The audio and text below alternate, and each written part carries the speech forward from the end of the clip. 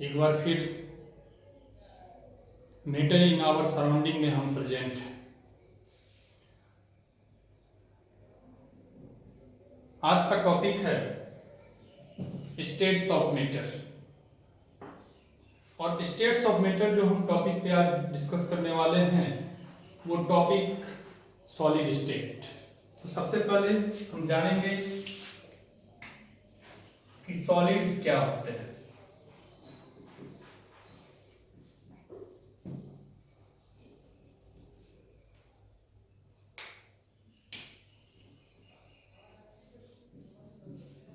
It is the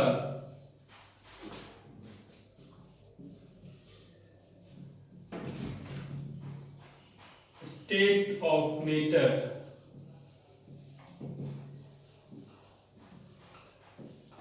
which has definite shape as well as definite volume. Okay, now अगर हम इसके characteristics की बात करें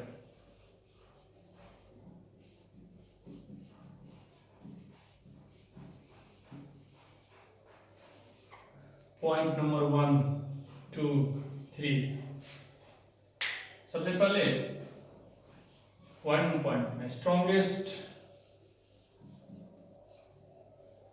force of attraction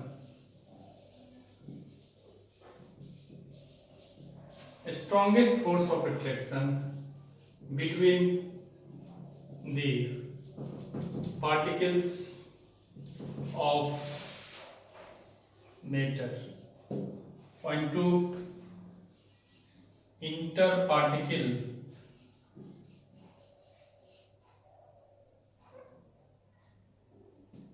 spaces are list or particles of solids are compactly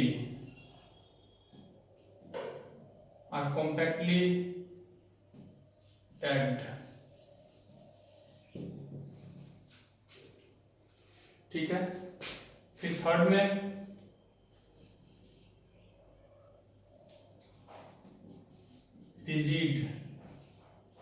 rigid means they do not change the shape easily. Point number 4,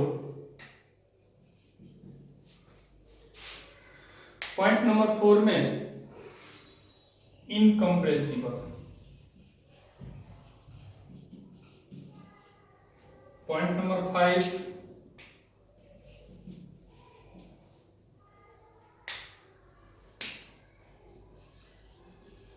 highest density. Point number 6, solids do not flow. अब आइए थोड़ा सा one by one इसे discuss कर लें। सबसे पहले strongest force of attraction between the particles of matter. वास्तव में होता क्या है एक्चुअली में कि सॉलिड के जो पार्टिकल्स के अरेंजमेंट होते हैं कुछ इस तरह से होते हैं।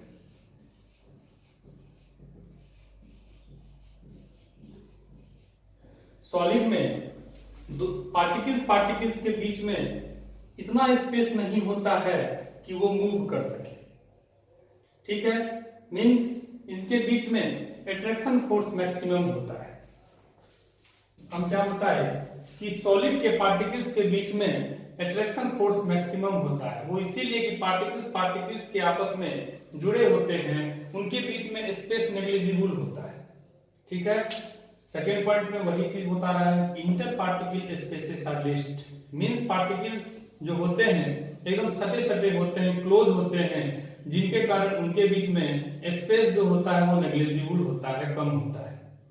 ठीक है, या इसे बोला जाए कि particles of solid are compactly packed, means solid के जो पार्टिकल होते हैं वो कॉम्पैक्ट होते हैं, एकदम टाइट होते हैं। ठीक है, थर्ड पॉइंट क्या है कि सॉलिड जो होते हैं वो रिजिड होते हैं। ठीक है, रिजिड कहने से सेंस क्या है? रिजिड कहने से सेंस है they do not change the shape easily, ये शेप को चेंज आसानी से नहीं कर सकते हैं।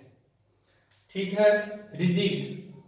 ठीक है, इनकम्प्रेसिबल, इनकम्प्रेसिबल मींस इसे एक्सटर्नल फोर्स लगा करके दबाया नहीं जा सकता है। हाईएस्ट डेंसिटी, डेंसिटी इसका मैक्सिमम होता है, वो कैसे? तो डेंसिटी का जो फॉर्मूला होता है वो होता है मास बाय वॉल्यूम। तो जैसे हम सॉलिड के केस में बात कर रहे हैं, तो सॉलिड में मास पे डायरेक्ट डिपेंड करता है।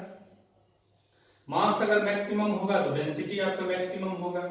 वो क्यों? क्योंकि इसके पार्टिकल्स जो हैं आपस में जुड़े होते हैं, इनके बीच में फोर्स ऑफ अट्रैक्शन ज्यादा होता है, और ज्यादा होने के कारण पार्टिकल्स जो हैं वो एकदम क्लोज होते हैं, जिससे इनका मास मैक्सिमम होता है।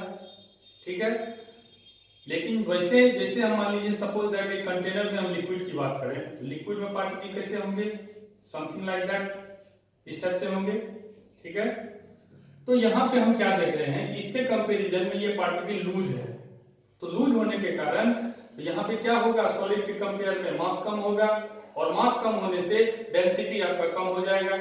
तो लिक्विड के केस में डेंसिटी कम हो जाएगा सॉलिड के कंपैरिजन में। फिर अगर हम गैस की बात करें, मान लीजिए ये कंटेनर है, तो गैस के पार्टिकल यहां जितना पार्टिकल होगा हो सकता है इससे कम पार्टिकल हो यहाँ पे। तो पार्टिकल अगर यहाँ पे कम होगा मींस मास कम होगा दोनों के कंपैरिजन में, और जब मास कम होगा तो वहां भी डेंसिटी आपका कम होगा। तो इस तरह से हम कह सकते हैं कि मैक्सिमम आपका सॉलिड में और सबसे मिनिमम आपका गैस में होता है डेंसिटी, और मॉडरेट आपका लिक्विड में। तो डेंसिटी कंप्लीट। और फिर ये जो 6 वाला पॉइंट है ये तो आप समझ ही रहे होंगे, solid do not flow, solid जो है वो फ्लो नहीं कर सकता है।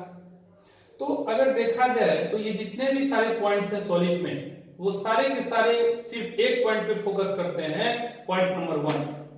पॉइंट नंबर 1 में कहता है कि अट्रैक्शन फोर्स सॉलिड में बहुत ही स्ट्रॉन्गेस्ट होता है, और इसी स्ट्रॉन्गेस्ट अट्रैक्शन फोर्स के कारण ये जितने भी आपके पॉइंट है वो सारे इसी के इर्द गिर्द घूमते हैं। तो कुछ ये चीज था। अब इसमें कुछ अगर हम इसके एग्जांपल्स की बात करें, जैसे मान लीजिए सपोज दैट, मिटाना पड़ेगा,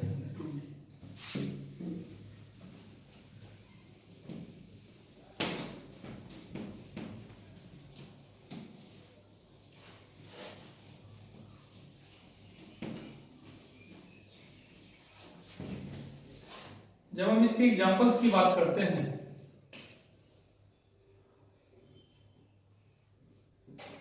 सबसे पहले हम बात करते हैं rubber band. Rubber band easily stressed. और फिर अगर हम बात करें स्पॉन्जेस,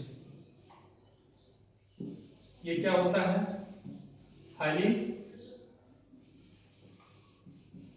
कॉम्प्रेसिबल होता है। और फिर अगर शुगर या साल्ट क्रिस्टल की हम बात करें तो it takes the shape of container in which is kept। हम क्या बताना चाह रहे हैं, थोड़ा जल्दबाजी में कर लेते हैं। Rubber band, sponge, sugar, salt, crystal, ये जितने भी एग्जांपल हैं क्या ये सॉलिड हैं?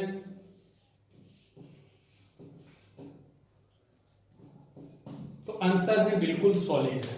तो फिर आप कहिएगा ये जितने भी एग्जांपल आप बताए हैं ये तो इसके कैरेक्टरिस्टिक्स को फॉलो नहीं करता है सॉलिड, तो फिर कैसे ये सॉलिड हो जाएगा? तो सबसे पहले रबर बैंड की बात करते हैं। रबर बैंड अगर हम उस पर एक्सटर्नल फोर्स लगाते हैं, बाहर से अगर फोर्स लगाते हैं, रबर बैंड को अगर हम खींचते हैं तो वो आराम से इजिली स्ट्रेच हो जाता है। तो इजिली स्ट्रेच कब होता है? जब उस पर हम एक्सटर्नल फोर्स लगाते हैं। लेकिन अगर हम उस पर एक्सटर्नल फोर्स नहीं लगाएंगे तो क्या उसमें किसी भी प्रकार के शेप में चेंज होगा? तो आंसर नहीं। तो हम कह सकते हैं रबर बैंड क्या है? सॉलिड है। फिर हम स्पंज की बात करते हैं। स्पंज में जो होते हैं वो मिनट होल होते हैं, छोटे छोटे होल होते हैं, और ये छोटे होल होने के कारण इसमें एयर गैप होते हैं, ठीक है। और जब हम इसे पुश करते हैं, प्रेस करते हैं, तो ये क्या होते हैं, जब पुश करने से ये बड़ा सा वॉल्यूम जो है छोटे से वॉल्यूम में आ जाता है, सिकुड़ जाता है। और जब सिकुड़ती है ये स्पंज तो ये अपने सारी हवा को जो है वो बाहर फेंक देती है, ठीक है। तो when we press it the whole air will be expelled out, ठीक है। लेकिन फिर जैसे ही हम एक्सटर्नल फोर्स हटा लेते हैं वो फिर अपने शेप में आ जाता है। तो हम कह सकते हैं कि यह भी, अगर हम इस पे एक्सटर्नल फोर्स नहीं लगावे तो यह भी एक सॉलिड है। जब एक्सटर्नल फोर्स हम लगाते हैं तब वो आपका जो है शेप चेंज हो जाता है। लेकिन फिर जैसे हम वो शेप को हटा लेते हैं, जैसे एक्सटर्नल फोर्स को हम हटा लेते हैं, फिर वो अपने शेप में आ जाता है, ठीक है। फिर हम शुगर क्रिस्टल की बात करते हैं, साल्ट क्रिस्टल की बात करते हैं। इसे हम जिस कंटेनर में रखेंगे ये उसी का शेप ले लेगा, ठीक है। तो क्या किसी भी कंटेनर में रखने से क्या शुगर का क्रिस्टल का शेप चेंज हो जाएगा? तो आंसर है नहीं। इसीलिए ये सारे के सारे जो एग्जांपल हम लिए हैं इसे हम सॉलिड कर सकते हैं। ओके, तो आज के वीडियो में इतना ही। नेक्स्ट टॉपिक में हम लिक्विड स्टेट की बात करेंगे और कुछ नए एग्जांपल के साथ में। तब तक के लिए अगर चैनल को आप सब्सक्राइब नहीं किए हैं तो प्लीज चैनल को सब्सक्राइब कीजिए और बेल आइकन को प्रेस करना नहीं भूलें। Goodbye, thank you.